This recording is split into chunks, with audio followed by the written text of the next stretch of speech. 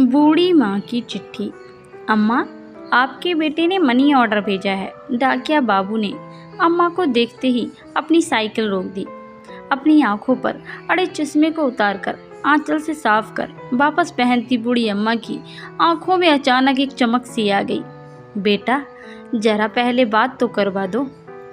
अम्मा ने उम्मीद भरी निगाहों से उसकी ओर देखा, लेकिन उसने अम्मा को टालना चाहा। अम्मा, इतना टाइम कहाँ रहता है मेरे पास कि हर बार आपके बेटे से आपकी बात करवा सकूं। डाकिये ने अम्मा को अपनी जल्दबाजी बताना चाहा, लेकिन अम्मा उससे चिरौरी करने लगी। बेटा, बस थोड़ी देर की तो बात है। अम्मा, आप मुझसे हर बार बात करवाने की जिद ना किया करो।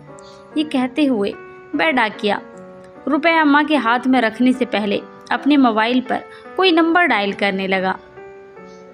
लो अम्मा, बात कर लो, लेकिन ज़्यादा बात मत करना, पैसे कटते हैं इसमें। उसने अपना मोबाइल अम्मा के हाथ में थमा दिया।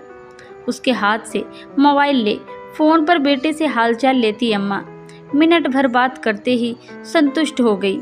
उसके झुर्रीदार चेहरे पर मुस्कान छा गई। पूरे 1000 रुपये हैं अम्मा। ये कहते हुए उस डाकिया ने 100 के 10 नोट अम्मा की ओर बढ़ा दिए। रुपए हाथ में ले गिनती करती अम्मा ने उसे ठहरने का इशारा किया। अब क्या हुआ अम्मा, ये 100 रुपये रख लो बेटा। क्यों अम्मा, उसने आश्चर्य से कहा। हर महीने रुपए पहुंचाने के साथ साथ तुम मेरे बेटे से बात भी करवा देते हो, कुछ तो खर्चा होता होगा ना। अरे नहीं अम्मा, रहने दीजिए। वह लाख मना करता रहा, लेकिन अम्मा ने ज़बरदस्ती उसकी मुट्ठी में 100 रुपये थमा दिए और वह वहाँ से वापस जाने को मुड़ गया। अपने घर में अकेली रहने वाली अम्मा भी अपने ढेरों आशीर्वाद देती हुई अपनी देहरी के भीतर चली गई।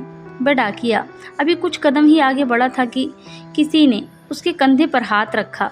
उसने पीछे मुड़कर देखा तो उस कस्बे में उसके जान पहचान का एक चेहरा सामने खड़ा था।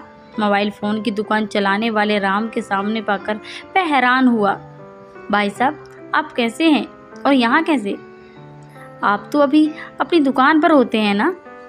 मैं यहाँ किसी से मिलने आया था, लेकिन मुझे आपसे कुछ पूछना है। राम की निगाहें उस डाकिये के चेहरे पर टिक गईं। जी पूछिए भाई साहब। भाई, आप हर महीने ऐसा क्यों करते हैं? मैंने क्या किया भाई साहब? राम के सवालिया निगाहों का सामना करता वह डाकिया तनिक घबरा गया। हर महीने आप इस अम्मा को अपनी जेब से रुपए भी देते हैं और मुझे फ़ोन पर इनसे इनका बेटा बनकर बात करने के लिए भी रुपए देते हैं। ऐसा क्यों? राम का सवाल सुनकर डाकिया थोड़ी देर के लिए सक पका गया, मानो अचानक उसका कोई बहुत बड़ा झूठ पकड़ गया हो। लेकिन अगले ही पल उसने सफाई दी। मैं रुपए इन्हें नहीं, अपनी अम्मा को देता हूँ। मैं समझा नहीं। उस डाकिये की बात सुनकर राम हैरान हुआ, लेकिन डाकिया आगे बताने लगा। इनका बेटा कहीं बाहर कमाने गया था और हर महीने अपनी अम्मा के लिए 1000 रुपये का मनी ऑर्डर भेजता था।